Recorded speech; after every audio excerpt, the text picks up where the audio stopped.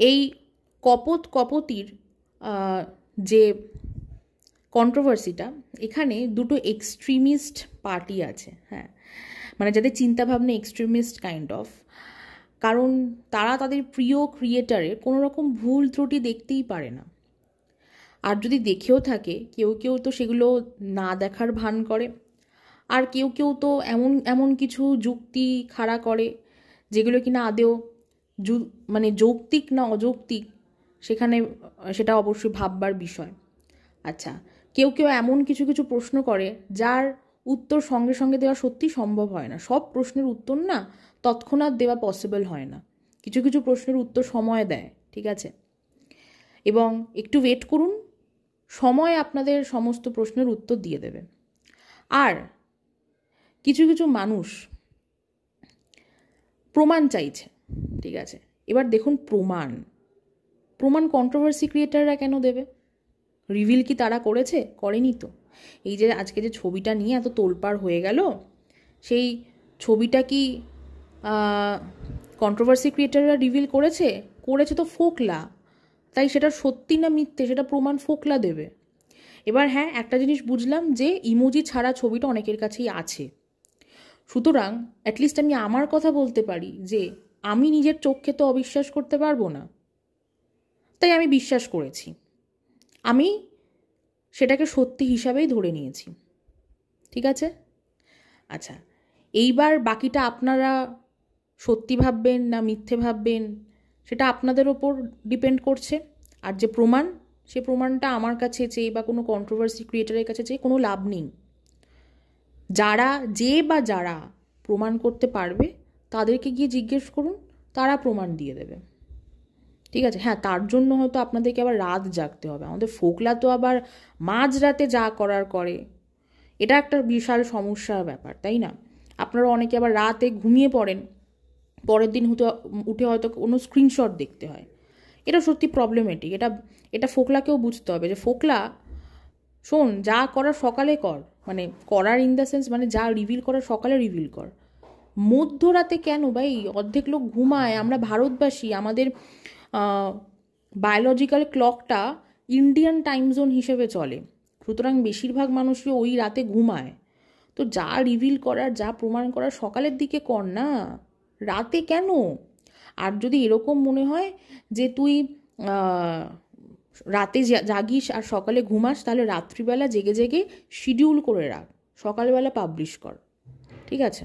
তাহলে তুই দেখবি একদিকে ঘুমিয়ে আছিস, ওদিকে শিডিউল করে রাখলে যে টাইমে শিডিউল করবি সেই টাইম অনুযায়ী পাবলিক হয়ে যাবে। আর তুই তো এটাও বলছিস যে তুই ইউটিউবের বিষয় সেরকম কিছু জানিস না। যদি শিডিউল করতে না জানিস তাহলে এক কাজ কর, তুই রাত্রিবেলা ঘুমা, ঠিক আছে?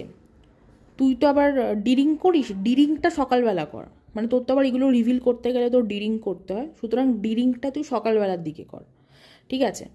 চা না খেয়ে চায়ের বদলে একদম র পেগ নিবি, ঠিক আছে? এবার তোর কটা পেগ নিলে তুই তোর টিপসি আসে সেটা তো তুই বুঝবি।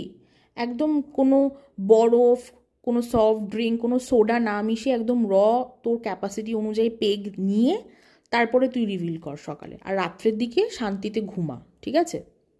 তোকে সাজেশনস দিলাম, তার কারণ দেখ তোর কথা কেউ বিশ্বাস করছে না, আর প্রমাণ চাইছে কন্ট্রোভার্সি ক্রিয়েটারদের কাছে। কি জ্বালা দেখ, এরকম হলে কিন্তু হবে না। আচ্ছা, আর একটা কথা সেটা হচ্ছে যে মন্দিরে বিয়ে করতে গেলে নাকি প্রচুর ডকুমেন্টেশন লাগে। আমি মন্দিরে বিয়ে করার কি প্রসেস সেগুলো সত্যি আমি জানি না, ঠিক আছে? তো আমি শুনছি চারিদিক থেকে যে এগুলো করতে হয়, এই সমস্ত প্রুফ, মানে আইডেন্টিফিকেশন প্রুফ দিতে হয়। It can be Aadhaar card, voter ID card, যাই হোক না কেন। তো আমাকে পায়েলদি কমিউনিটি পোস্টে একটা প্রশ্ন করেছে, ঠিক আছে, বা তার একটা কথা সে বলেছে, আমি তার উত্তরটা দিয়ে দিয়েছি ভালোভাবে, এবং সেও সেটাকে ভালোভাবে বুঝেছে, সেও ভালোভাবে রিপ্লাই ব্যাক করেছে। তবে এরকম সিমিলার ডাউট অনেকেরই আছে, অনেকেই দেখলাম সিমিলার প্রশ্ন, সিমিলার কথা অনেক জায়গায় গিয়ে বলছে কমেন্ট সেকশনে। তো তাদের উদ্দেশ্যেই একটা কথা, সেটা হচ্ছে যে আধার কার্ড, ভোটার আইডি কার্ডে কোনো রিলেশনশিপ স্ট্যাটাস মেনশন করা থাকে না, কারণ আধার কার্ড, ভোটার আইডি কার্ড হচ্ছে আমাদের আইডেন্টিফিকেশন প্রুফ হিসেবে ইউজ করা হয়। আর আমাদের আইডেন্টিফিকেশন প্রুফ কী দ্বারা হয়? এক হচ্ছে ছবি, নাম, ডেট অফ বার্থ আর হচ্ছে অ্যাড্রেস। এগুলো হচ্ছে বেসিক জিনিস আমাদের আইডেন্টিফিকেশন প্রুফ করার জন্য, ঠিক আছে? তো relationship status is not an identification proof, এটা একটা প্রাইভেট ইনফরমেশন, এবং এগুলো কোনোটাই আধার কার্ড, ভোটার আইডি কার্ডে মেনশন করা থাকে না। অ্যাটলিস্ট আমি আমার ক্ষেত্রে তো দেখিনি, আমি আমার বাড়ির লোকের ক্ষেত্রে তো দেখিনি। এখন জানি না আমি টিনার ক্ষেত্রে কি, কারণ ওর ক্ষেত্রে হয়তো নিয়ম বা রুলস রেগুলেশনস আলাদা হতেই পারে, because she is a celebrity. এবার অনেকে বাচ্চার ভবিষ্যৎ নিয়ে খুব চিন্তিত, অবশ্যই মানে আমি চিন্তিত নই, বাট আমার খারাপ লাগে বাচ্চাটার কথা ভাবলে, ঠিক আছে? দেখুন, আমরা কনসার্নড, আমরা বাচ্চাটার কি হবে না হবে এটা নিয়ে আমরা ভাবছি, কিন্তু যাদের বাচ্চা তারা কি আদৌ ভাবছে? বা তারা কি সেইটা খুব ডিপলি চিন্তাভাবনা করার মতো সেই স্টেজে আছে? নেই, কেউই নেই, না মা না বাবা, কেউ না। কারণ আমি গতকাল একটা চ্যানেল থেকে একটা ভিডিও পাবলিশ করা হয়েছে, সেটা আমি দেখলাম। সেটা কি না, এই সেপারেশনের আগে একটা ঘরের ভেতর একটা ঝামেলা হচ্ছে, সেই ঝামেলার ভিডিও দেখলাম। সেই ঝামেলার ভিডিওতে অ্যাকচুয়ালি কাকে খারাপ প্রমাণ করতে চাইছে আর কাকে ভালো প্রমাণ করতে চাইছে আমি সেটাই বুঝলাম না। কারণ ঝামেলাটা হচ্ছে কাদের মধ্যে? অ্যাকচুয়াল ঝামেলাটা হচ্ছে কাদের মধ্যে? হাজব্যান্ড ওয়াইফের মধ্যে। প্রথমত এখানে যে ওয়াইফ, সে তার হাজব্যান্ডের বিরুদ্ধে অভিযোগ থাকতেই পারে, ঠিক আছে, যে সে একটা কোয়ালিটি টাইম স্পেন্ড করতে চাইছে তার হাজব্যান্ডের সাথে, এবং সেটাই সুযোগ তাকে দেওয়া হচ্ছে না বা সে পাচ্ছে না। তার অভিযোগ সে জানাচ্ছে, ভালো কথা, কিন্তু সেই অভিযোগ জানাতে গিয়ে সে তার শাশুড়িমা এবং তার হাজব্যান্ডের মাঝখানে একটা নোংরা সম্পর্ক স্থাপন করলো, যেটা ভীষণই বাজে, একদমই নট অ্যাকসেপ্টেবল, ঠিক আছে? এবার তার অপোজিটে কে দাঁড়িয়ে আছে? তার হাজব্যান্ড। তার হাজব্যান্ডেরও তার ওয়াইফের আগেনস্টে নালিশ থাকতেই পারে, অভিযোগ থাকতেই পারে যে সে টেবিলে বসে খায় না, একসাথে খায় না, সে আলাদা খায়, মানে তার খাবার দাবার নিয়ে সে আলাদা বসে বসে খায়, ঠিক আছে?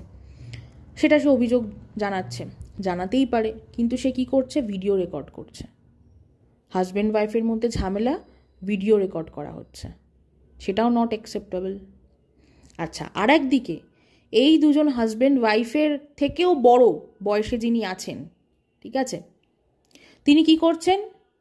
তিনি কোথায় ঝামেলাটা থামাবেন, ঠিক আছে, বা তার দুজনকে শান্ত করবেন তা না, তিনি মাঝখানে ঢুকে আরও যজ্ঞের আগুনে ঘি ঢালছেন।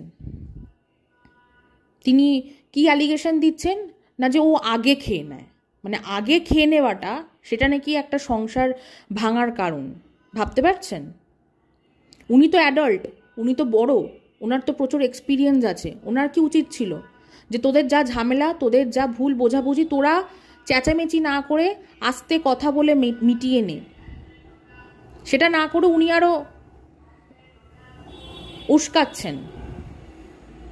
শুধু তাই নয়, আমি যেটা দেখলাম, যখন ঝগড়া ঝামেলাটা হচ্ছিল তখন ওখানে বাচ্চাটাও প্রেজেন্ট ছিল। উনি তো এটাও বলতে পারতেন, বাচ্চার সামনে কেন ঝগড়া ঝামেলা করছিস? উনি তো বাচ্চাটাকে তাহলে ধরে বাইরে নিয়ে যেতে পারতো, যে তোরা যা ঝগড়া ঝামেলা করার, যা কথা বলার, দরজা বন্ধ করে বল, বাচ্চাটার সামনে কিছু করবি না। কিছুই করেননি। তাহলে এরকম একটা পরিবার, একটা না দুটো বিলো দ্য বেল্ট সাবস্ট্যান্ডার্ড পরিবারের বাচ্চার আপনারা মানসিক বিকাশ এক্সপেক্ট করছেন কি করে? ওর মেন্টাল পিসের 12টা অলরেডি বেজে গেছে। আমি বললাম না, আমাদের সত্যি কিছু করার উপায় নেই। আমরা যেটা করতে পারি, আমরা প্রার্থনা করতে পারি, আমরা আশীর্বাদ করতে পারি, তার বেশি আমরা কিছু করতে পারবো না। কারণ যাদের বাচ্চা তাদেরকে বুঝতে হবে যে সেই বাচ্চার কিসে ভালো হবে, কিসে খারাপ হবে, তার মানসিক বিকাশ কিসে হবে, কিসে হবে না। কাকে ভালো বলবেন, কাকে খারাপ বলবেন বলুন তো? ভালো খারাপ বলার জায়গাটা আছে কি? নেই। এইদিকে একদিকে বাচ্চার মা, সে বাচ্চার ভবিষ্যৎ বলে বলে, বাচ্চার কথা বলে বলে বাবা কত মানুষের সিম্প্যাথি করালো, কত মানুষ ওর পাশে গিয়ে দাঁড়ালো জাস্ট ফর হার মাতৃত্ব, ঠিক আছে, যে সে একজন মা। কি হলো সে মাতৃত্বর? কি হলো? এদিকে বাচ্চার বাবা হ্যাশট্যাগ ছেলের ভবিষ্যৎ করে কত কিছু করে নিল, বাপ রে বাপ, নিজের জন্য বাঘের বাচ্চা কিনে নিল, অথচ ছেলেকে কোথায় পড়াচ্ছে? একটা টিন বস্তা দেওয়া একটা স্কুলে, সেখানে পড়াচ্ছে। তার আগে পড়তো একটা ভালো স্কুলে, সেটা ছাড়িয়ে এনে এখানে পড়াচ্ছে। কেন পড়াচ্ছে, কি বৃত্তান্ত, নো ওয়ান নোজ। যারা সত্যিকারের, যেসব পেরেন্টস বা যে সমস্ত পরিবারের মানুষেরা সত্যিকারের তাদের বাড়ির বাচ্চার ভবিষ্যৎ নিয়ে চিন্তা করবে, তারা সবার আগে তার শিক্ষা, তার মানসিক বিকাশ নিয়ে চিন্তা করবে। সে কি জামা পরবে, সে কি খাবে, সেটা তো অবশ্যই আছে। তার পাশাপাশি পড়াশোনা, তার মেন্টাল হেলথ, এগুলো তো বেসিক জিনিস, সেগুলো নিয়েও তো তাদেরকে ভাবতে হবে। তারা কি আদৌ ভাবে? ভাবে না তো। তাদের কাছে টাকাটাই সব, টাকা ছাড়া তারা কিছুই বোঝে না। কি করে বুঝবে বলুন তো এইসব পরিবারে আদৌ শিক্ষার কোনো বিকাশ আছে? আছে? এরা শিক্ষার মূল্য বোঝে? একটা জিনিস আজকের দিনে প্রমাণিত, যে এই যে বয়স্ক মহিলাটি, সেও খুব একটা সুবিধার নয়।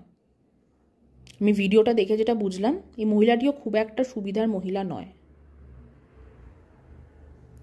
আর এই যে ভ্লগ, এই পরিবারগুলোর যে অনেকগুলো ভ্লগিং চ্যানেল আছে, বাচ্চার বাবার একটা ভ্লগিং চ্যানেল, না ওই পরিবারের দুটো ভ্লগিং চ্যানেল, আচ্ছা একটা কন্ট্রোভার্সি চ্যানেল, এদিকে বাচ্চার মায়ের, তার পরিবারের অনেকগুলো ভ্লগিং চ্যানেল, ঠিক আছে। একটা কথা বলুন তো, চ্যানেলগুলো থেকে শেখার কি আছে? হ্যাঁ, একজনের চ্যানেল, ওই বড়দার ঠাম্মির চ্যানেল, সেখানে তাও নয় কিছু দেখা যায়, তারা অনেক কিছু দেখায়, তারা রান্না বান্না দেখায়, কাজকর্ম দেখাতো আর কি, এখন তো আর দেয় না, কেন দেয় না জানি না, ঠিক আছে। কিন্তু বাকি যে ভ্লগিং চ্যানেলগুলো, সেখান থেকে দেখার বা শেখার কি আছে একটু বলুন তো? সারাদিন খালি খাওয়া, কি দেখবো? ওদের খাওয়া দেখে আমরা কি কি শিখবো? কি করে খেতে হয় সেটা আবার নতুন করে শিখবো? ডিমের সাইজ কেমন হয় সেটা দেখবো? কাতলা মাছ কেমন দেখতে হয় সেগুলো শিখবো? ঝোলের কালার দেখবো?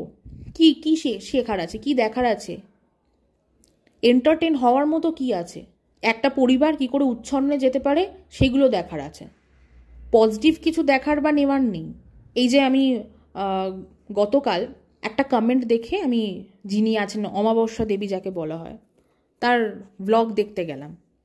কারণ অনেকে কমেন্ট করে বলছিল যে টিনার যে এই ছবিটা রিভিল হয়েছে, টিনা যদি সত্যি মানসিকভাবে বিধ্বস্ত থাকতো, বা এই ছবিটা যদি সত্যি হতো, তাহলে তো টিনা মানসিকভাবে বিধ্বস্ত থাকতো। কিন্তু ওর মায়ের ভ্লগে তো ওকে দেখে মনে হচ্ছে না যে ও মানসিকভাবে বিধ্বস্ত, তার মানে এই ছবিটা ফলস, ঠিক আছে। আমার কথা হচ্ছে, আমি যখন ব্লগটা দেখতে গেলাম, সেখানে দেখলাম ও মাথা নিচু করে নুডলস খাচ্ছে। সেটা দিয়ে প্রমাণিত হয়ে গেল যে ও মানসিকভাবে বিধ্বস্ত নয়। ওর তো মুখই দেখা গেল না, ওর তো কোনো কথাই শোনা গেল না। যেটা বললো সেটা দিয়ে, মানে যে কথাটা বললো সেটা দিয়ে অন্তত এটা প্রমাণ করা যায় না যে ও মানসিকভাবে বিধ্বস্ত কি বিধ্বস্ত নয়। একটা কিছু বলে দিলেই হয়ে গেল না কি? তারপরে ওর মায়ের যখন ব্লগটা দেখলাম, আরও কিছু ব্লগ তারপরে পরপর দেখলাম, কি আছে ওই ব্লগগুলোতে দেখার? উনি ওগুলো ব্লগ করেন? কি অ্যাক্টিভিটি দেখান? উনি খালি ওনার ডেইলি লাইফের কিছু ছোটোখাটো আপডেট দেন। ক্যামেরাটা তুলে, এখন ঘুম থেকে উঠলাম, এই ছাদে এসেছি, চা খাচ্ছি, এরপর নিচে গিয়ে রান্না করব, আবার পরে কথা হবে, ব্যাস। আবার নেক্সট ক্লিপিংয়ে, এই এখন ব্রেকফাস্ট করব, এখন সকালে জলখাবার খাবো, এই তো রুটি, এই আলু ভাজা করছে, জলখাবারটা খেয়ে নিই, তারপর আবার কথা বলছি, ব্যাস হয়ে গেল। আচ্ছা, আবার আর একটা ক্লিপিং, সেখানে এই ঘর মুছছিলাম, ঘর মুছতে মুছতে দোকান যেতে হবে, ডাল নেই, ডালটা নিয়ে আসি, হয়ে গেল। এগুলো কি? এগুলো ভ্লগ? এগুলোকে ভ্লগ বলে? আপনারা যারা সত্যিকারের টিনার ভালো চান, তারা গিয়ে টিনাকে বলুন ভালো করে নিজের ক্যারিয়ারে ফোকাস করতে। ওর তো ইউটিউব ছাড়া আর কোনো রোজগারের পথ ওর নেই। ও তো নিজেকে সেভাবে তৈরি করেনি, না আমি ওর মধ্যে সেই অ্যাসপিরেশনটা দেখছি নিজেকে সেভাবে তৈরি করার। তাহলে ওকে এখন কি করতে হবে? ওকে মন দিয়ে ভালোভাবে ভ্লগ করতে হবে। ও যেভাবে ভ্লগ দিচ্ছে, তাতে মনে হয় ওর চ্যানেলটা চলবে, বা ও কিছু ভালোভাবে রোজগার করতে পারবে? পারবে তো না। আর যা রোজগার করেছে এতদিনে কিছু তো নিজের কাছে রাখতে পারেনি।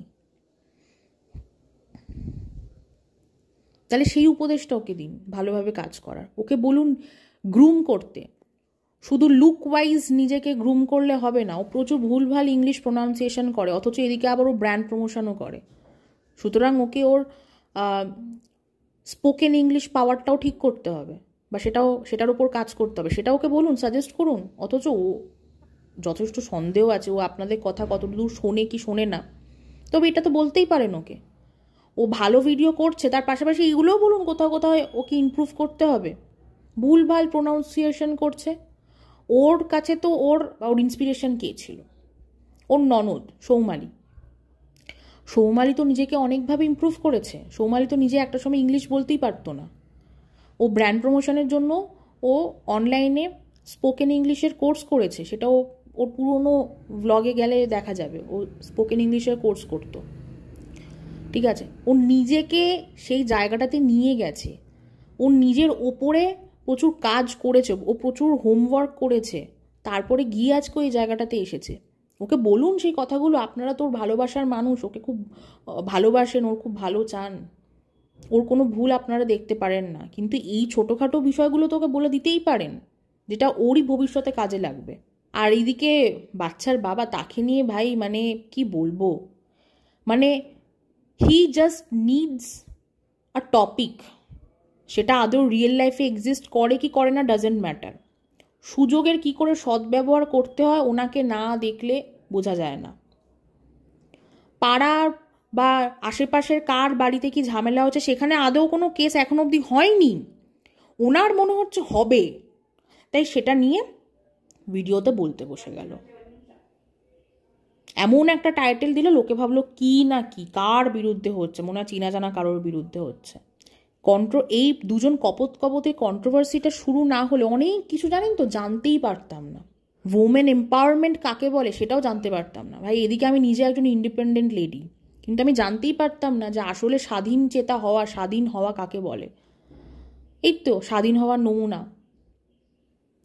স্বাধীন একটা সময় তো খুব বড় বড় লেকচার দিত না ভিডিওতে টিনা, একটা মেয়ে কি করতে পারে দেখিয়ে দেবো, একটা মেয়ে উঠে দাঁড়ালে কি করতে পারে দেখিয়ে দেবো। এই তার নমুনা, এই তার নমুনা।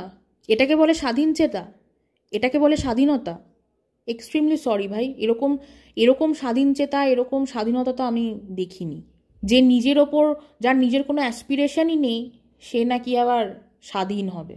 ওর স্বাধীন হওয়ার মতো মেন্টালিটি নেই, ও চায় না স্বাধীন হতে। আচ্ছা, তারপরে কি দেখলাম সেটা হচ্ছে যে সত্য উদ্ঘাটন। সত্য উদ্ঘাটন কাকে বলে সেটাও দেখলাম, যে একজন পুরুষ মানুষ, তার প্রতি প্রচুর অন্যায় করা হয়েছে বা তার সাথে প্রচুর অন্যায় হয়েছে।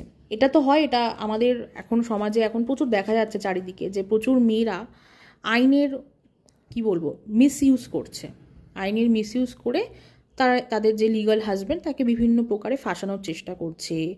সেখান থেকে কেউ কেউ তো আবার বেশ বড় রকমের একটা অ্যামাউন্টের অ্যালিমানি চাইছে।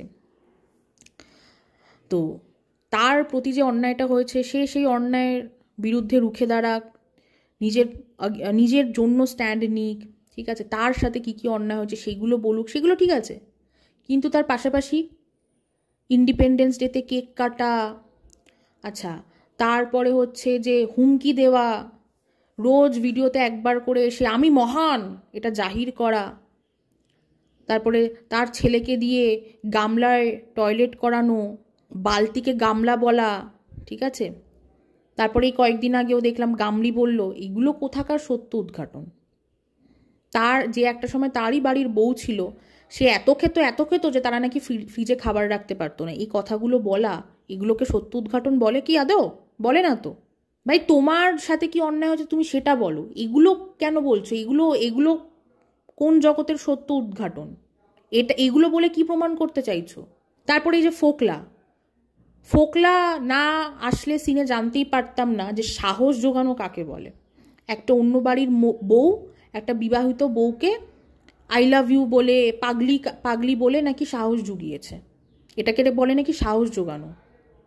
ভাবা যায়? আচ্ছা, তারপর কাউকে সতর্ক করা কাকে বলে সেটাও ফোকলার থেকে জানলাম। যে একটা লাইভ করেছিল, সেই লাইভে সুতপাদিকে মিন করে সতর্ক করেছিল। সুতপাদিকে কি বলেছিল? যে ও যদি মুখ খোলে তাহলে নাকি সুতপাদিকে ওপরে যেতে হবে।